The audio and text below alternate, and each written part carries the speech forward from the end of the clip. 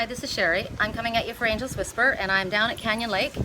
And I've decided I should pick up on some of the messages that Spirit was giving me and try not to paddle in the canoe while I'm trying to give my message. And also, my cards were blowing off into the water and I was swearing. And you can see out today, it's windy, so that would happen. And also, there's a lot of parties going on today. So I was out there already. I decided I was going to sit on the edge of the boat, and these guys came in fishing, and they had the music blasting, and they were like, "Hey, want a drink?" And I thought, okay, this isn't going to fly. So we're inside here.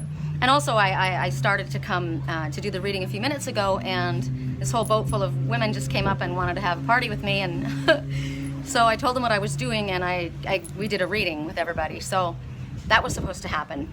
And as you can see, I was having difficulty reading as I was talking to them, and I thought, shoot, my glasses are, I've got to get like proper readers in my glasses, and I dropped them and they cracked.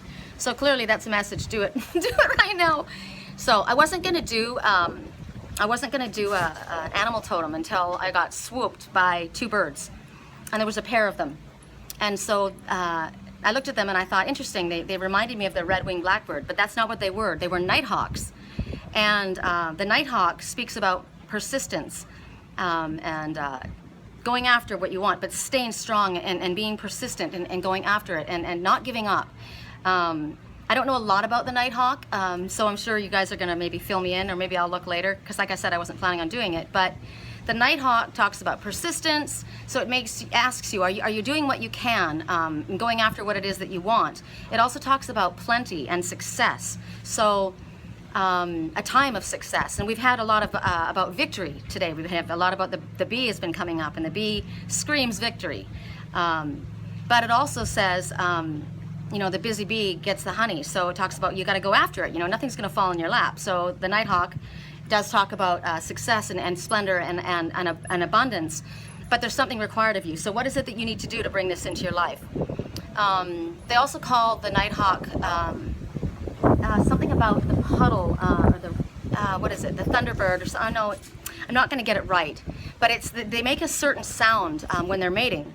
The courtship of the nighthawk, their wings sound like thunder, so they call them the rain. I can't think of what it is. It's funny because I've been thinking a lot about rain, and I love the thunder and rain, and courtship. So that sounds pretty cool. It'd be fun to be snuggled up in a cabin when it's pouring rain and thunder and lightning. That comes to mind for me. What else? You know, I can't think right now. That's too bad. I'm sorry, but I wasn't planning on doing one anyway. So today we're going to be working with the Shadow of Oracles. What is it? I always do this wrong. The Oracle of Shadow and Light, which is really interesting because we've been speaking a lot, I have anyway, with friends and with the ladies here as well, about the duality of dark and light, and how it's so important for us that there is both, and that we accept both, and we learn to deal with both of them. Our darkness and you know, embracing our darkness and not running from our monsters, but learning to become friends with them. Because we all have them, you know, talking about the dark night of the soul, and how going and having the dark night of the soul happen to you is very, very difficult. A lot of us, upon awakening, that's what happens, and it can cause us to feel like we're losing our mind. It's the most traumatic thing because it brings up all of our childhood demons, and we have to look at them and face them, and it's really, really difficult to go through. So for all of us going through the dark night of the soul, I feel like I'm coming out the other end. I'm praying for you all. Don't ever let it be said that prayer doesn't work, because it absolutely does. Lean into Spirit while you're going through this time, and it's a rough one. Okay, so the first message, and I think I'm going to turn us this way. This is the Storm Angel, and it talks about collisions of beliefs and attitudes. So you see this angel, and everything around her is crackling, you know, thunder and lightning. Here we are talking about, interesting, you know, the nighthawk talked about during courtship, there's thunder and cracks. So it talks about, she's in the center, so she's not going to be harmed. So it's your turn to learn how to deal with this energy around you without compromising who you are, right? You're gonna have to go through this. It comes at a time when things come together that are worlds apart. You know, there's certain things, there's nothing wrong with other people's, with everybody's opinion or the way they look at life. But some things go together like oil and water, and some things go together like chocolate milk, or milk and chocolate, right? That smoothly goes together, but oil and water is going to continually separate. So it talks about you're going to have this collision come up with when you are trying to figure out what works for you and what is you want something that's going to come together in harmony, right? I'm going to let you guys look around as I'm speaking.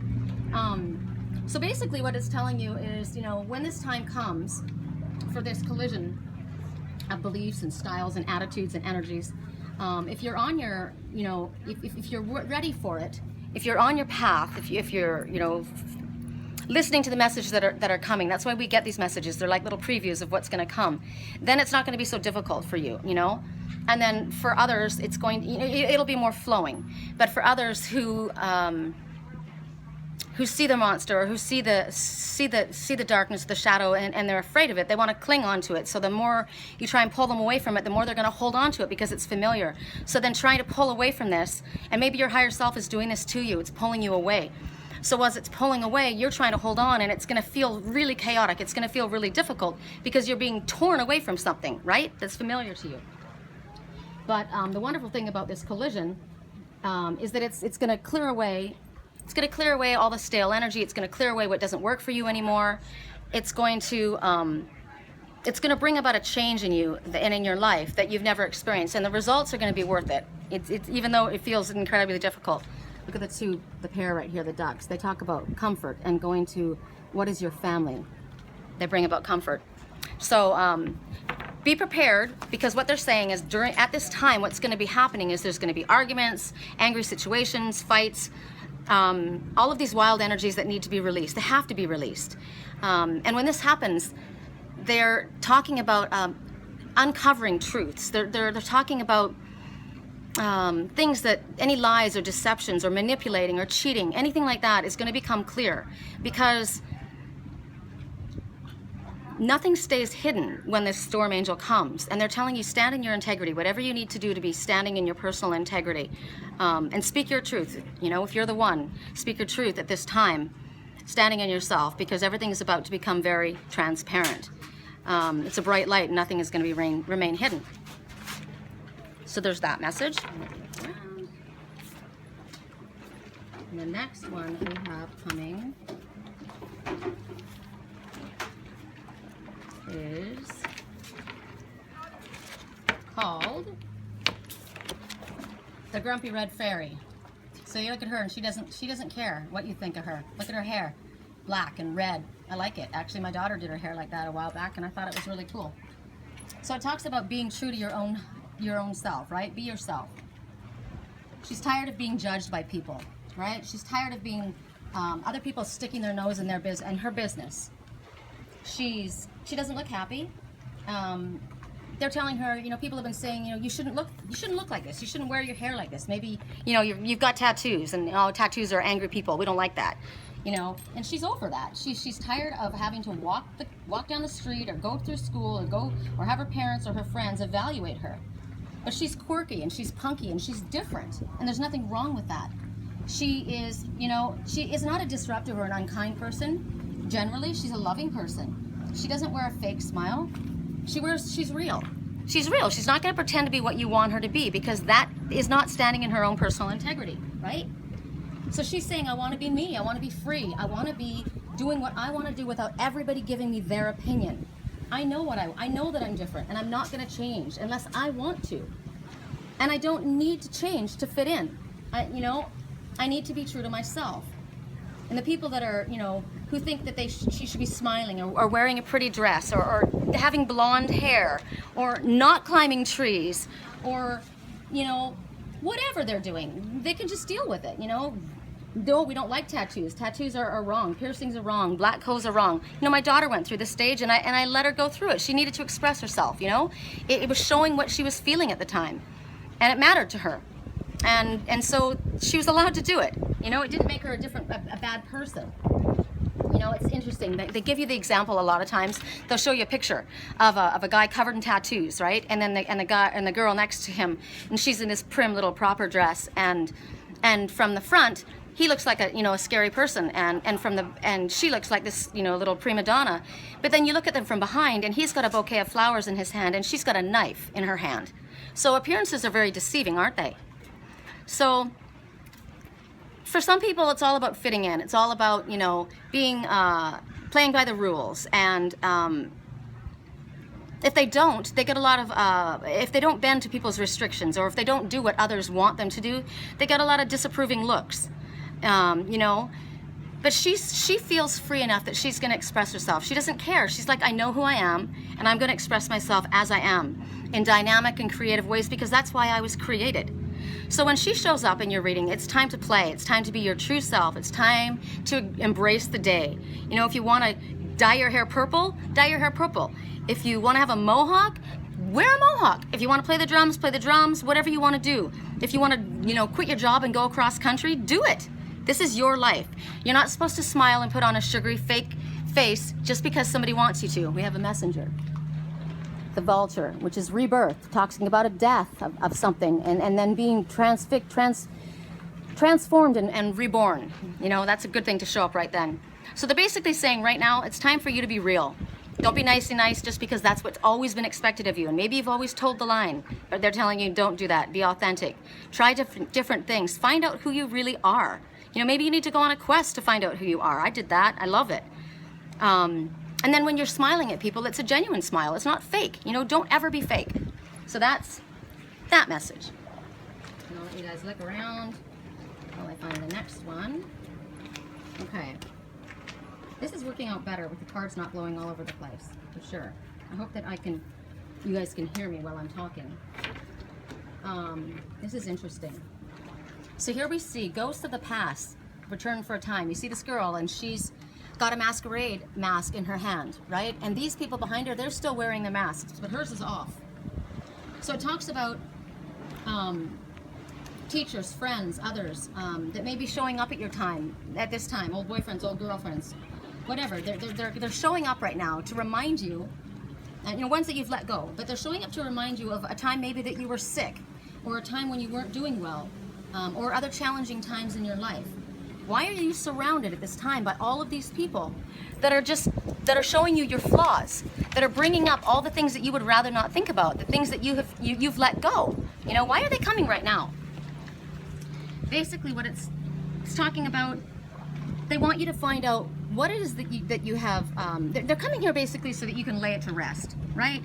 It's, you know, you've taken off the mask, you know who you are, you've left them behind. And maybe you need to face them. Maybe it's time for you to go home or go to wherever and face these people and let them know. Make peace with them. Maybe go over some old ground before moving on to something new. And maybe when you start to do this, you might feel the urge to put on your mask again for a short time. Maybe you want to hide. Because when you get in contact with them again, it's what's familiar, right? And so maybe you're gonna, at this time, you'll feel to yourself that I might want to blend in with them again, because it's difficult to step out. You know, it's scary to step out amongst these people. But you're not going to. Maybe you slip for a minute, but you're not going to. You're going to be who you are, and you're going to meet them without any false pretense. You're going to be who truly you are, and you're going to show them who you have become, because you've grown, right? You're not afraid of your shadows. You know, we talked about the shadows and the monsters. You have looked at your monster, and you've seen who your monster is. And you know what? It isn't necessary to hate your monster or run from your monster. Sometimes your monster is your friend, and they don't have to disappear.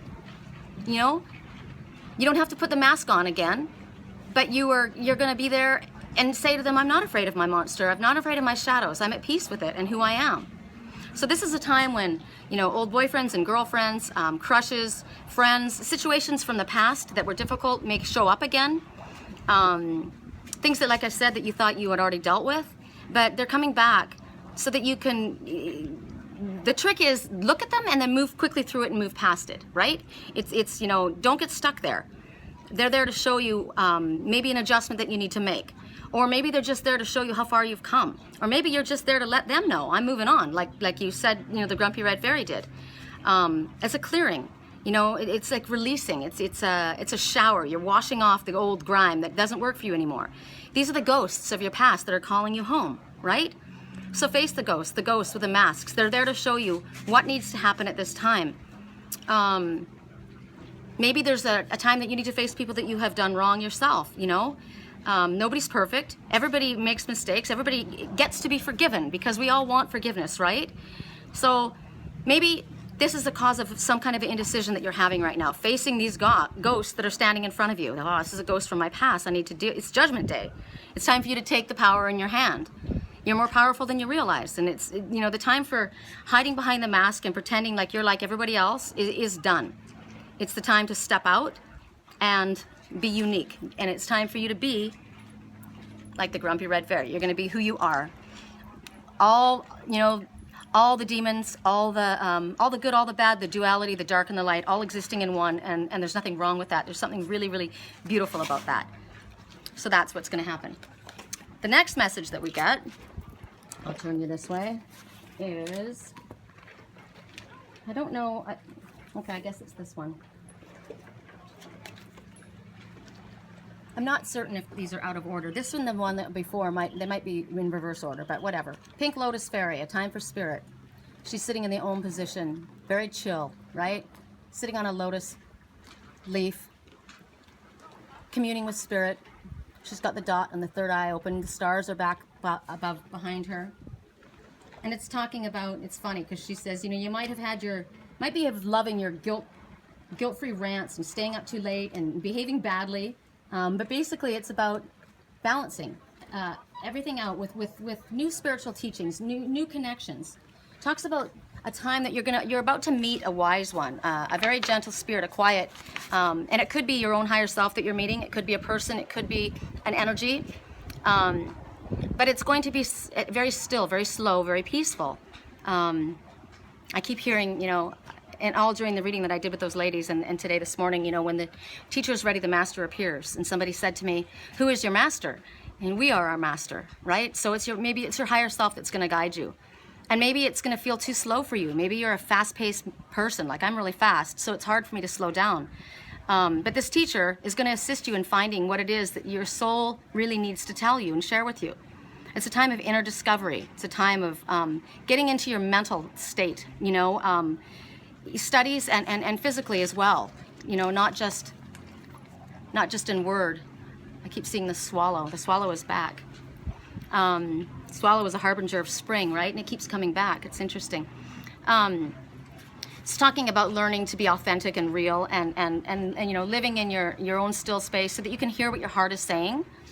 You're going to be bringing your balance together of the shadow and light, right? All this about the shadow and light. And they're saying, don't worry if you know, you feel like, oh, I was a party person before, and now I'm going to be like really slowed down. I'm going to be a boring person. You're like, no, you're not. You can never be boring. You're never going to be changed. You know, your own essence of really who you are.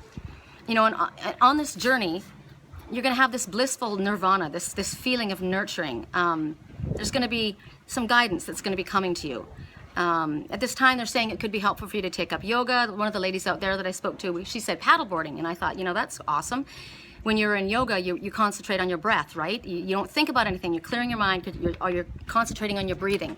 When you're on a paddleboard, you're not thinking about, you know, I got to go get this at the grocery store. You're thinking about not falling off your paddleboard. You're trying to find your balance, right? So it's a time when you actually are so busy concentrating on nothing, not thought process, that you actually will hear your higher self. So they're encouraging you to take up some kind of an exercise like that. And they're saying that it could be that there's actually going to be a teacher that comes into your life, a spiritual teacher. And you're going to know that person when they enter. When you meet them, they're going to help you find ways of evolving to the type of person that you're meant to be. They're going to teach you how to look deeply inside your heart, to find the quiet, secret, you know, beautiful place, that glowing essence of who you are. It's going to help you renew your connection to Source, you know, and to the teachings of Spirit. I didn't take classes ever. I was taught by Spirit, and I was connected very well in Sedona. I was isolated from people, and Spirit said to me, you know, in my dreams, we don't want you to take classes. We want to teach you. And it was funny because it was in the quiet places. That's when I started to learn my gifts. And when you learn from, and when you're patient, and you have a patient teacher who's got, you know, pure intent, you're able to focus, and your telepathy or intuition and your connection is much stronger. And they're saying, no matter what the situation or where you're at, everything is going to be more amplified. And at this time, when you get this message, it talks about a spiritual quest. Remember, we talked about the quest. It talks about travel. It talks about a time of calm, of relaxed, yoga, self-love, accepting who you truly are, your whole true self. Opening your connection to spirit. So your crown chakra is going to open, right? Because you're willing and you're saying, I'm here, I'm ready. I'm ready. When the teacher appears, when the student is ready, the master appears. But also that spirit comes to us as well. We're not our only teacher. There are teachers that come to us, right? So our crown chakra, our third eye chakra, all our chakras are awakening and opening, and they're going to bring in this universal love. And you're going to feel this peaceful energy going through your entire body. And it's going to bring relationships, blessings in relationships and situations into your life. So maybe it's time to take a course. If you feel if spirit draws you to take a course, or maybe